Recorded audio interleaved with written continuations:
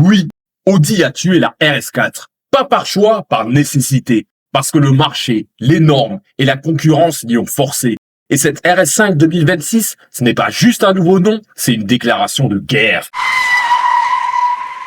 Salut les biscottes! Aujourd'hui, on parle d'une lignée qui a trimballé des poussettes le matin et humilié des supercars sur le Nürburgring l'après-midi. Pendant plus de 25 ans, la RS4 a régné sur un segment qu'Audi eux-mêmes avaient inventé. Et maintenant, c'est la nouvelle RS5 qui reprend le rôle. Elle remplace la RS4 avant et la RS5 Sportback. Et elle arrive pour reprendre la place que BMW et Mercedes lui ont arrachée. Première bonne nouvelle, Audi n'a pas fait la même erreur que Mercedes avec sa C63 AMG. Pas de 4 cylindres, pas de downsizing triste. La RS5 garde le V6 2 litres 9 biturbo des anciennes RS4 et RS5, mais entièrement retravaillé. Il passe de 450 à 510 chevaux pour toujours 600 Nm de couple, mais tout en consommant 20% de moins.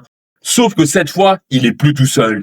Il est épaulé par un moteur électrique de 177 chevaux intégré à la boîte Tiptronic à 8 rapports. Et grâce à ça, elle peut rouler jusqu'à 80 km sans brûler une seule goutte d'essence. Le tout combiné donne 639 chevaux et 825 Nm de couple. C'est moins que la C63 AMG et ses 680 chevaux, mais largement plus qu'une BMW M3 à 530 chevaux.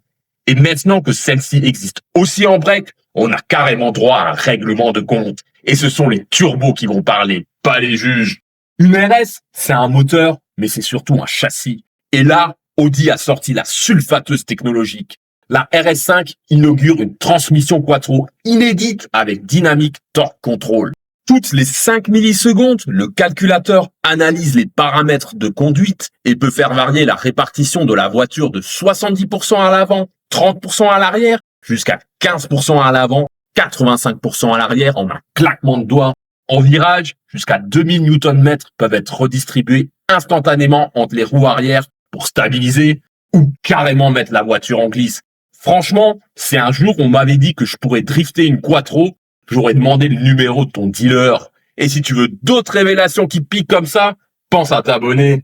Bon, parlons maintenant du mammouth dans la pièce. La RS5, c'est simple. Elle dépasse largement les 2 tonnes. La berline affiche 2355 kg et l'avant grimpe à 2370. C'est plus lourd qu'une M3, c'est plus lourd qu'une AMG C63 et on n'est pas loin du poids d'une BMW M5 alors qu'elle joue dans la catégorie du dessus. Audi jure que le châssis et la vectorisation font oublier tout ça. Bien sûr, et la marmotte emballe le tout en chantant du Céline Dion. Visuellement, c'est plus une A5, c'est une A5 qui a passé trop de temps à la salle, comme si elle cherchait quelque chose à compenser. Elle s'élargit de 9 cm, les ailes sont hypertrophiées avec des extracteurs façon RS6 GT, la calandre single frame en nid d'abeille occupe toute la face avant et elle est complétée par des feux Matrix LED au motif damier qui lui donnent un regard franchement agressif. À l'arrière, sortie d'échappement XXL, diffuseur en carbone et un message clair. Ici, pas de déco sportive en plastique, pas de faux bruit de moteur, pas de cinéma. Elle est pas là pour faire semblant. À bord, Audi a tout misé sur le digital. Ambiance cockpit sportif, une enfilade d'écran et une interface qui ressemble plus à un iPad Pro XXL qu'à une voiture qui sent l'huile chaude. Mais au moins, c'est beau. Les sièges sport nid d'abeille sont chauffants, ventilés, massants.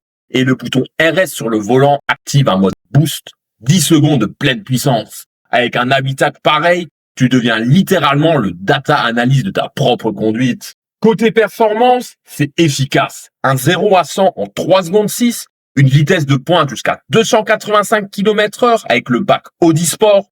Et parce qu'une voiture de sport, c'est pas fait que pour les lignes droites, le mode RS Torque Rear te permet de mettre un break de 2,3 tonnes en travers. On vit une époque vraiment formidable. Les premiers exemplaires de cette nouvelle RS5 seront livrés à partir de l'été 2026. Elle démarrera à 118 000 € en berline et 119 500 en break. C'est moins cher qu'une M3 et beaucoup moins qu'une C63. Pas de malus CO2 grâce à l'hybridation, mais un gros malus au poids. 2,3 tonnes, ça passe pas sous les radars. Merci la France. Alors cette RS5 2026, finalement c'est quoi? C'est la fin d'une époque, mais pas la fin des RS. Elle perd un peu de folie mécanique, mais elle gagne en techno, en polyvalence et en efficacité. Audi n'avait pas le choix. Et ils ont réussi à faire une RS qui peut rouler en électrique le matin et te décrocher la mâchoire l'après-midi. Bref, une vraie sportive moderne. Et toi, tu restes Team RS thermique ou tu passes à la RS5 hybride 2026? Dis-le en commentaire et abonne-toi pour plus d'actu auto croustillantes comme une biscotte RS.